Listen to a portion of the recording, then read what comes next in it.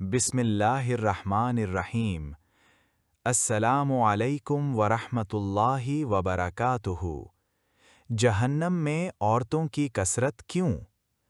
अब्दुल्ला इब्ने अब्बास रदियल्लाहु अन्हुमा से रिवायत है कि नबी करीम सल्लल्लाहु अलैहि वसल्लम ने फरमाया, मुझे दोज़ख दिखलाई गई तो उसमें ज़्यादातर औरतें थीं जो कुफ्र करती हैं। कहा गया, या रसूल अल्लाह सल्लल्लाहु अलैहि वसल्लम, क्या वो अल्लाह के साथ कुफ्र करती हैं?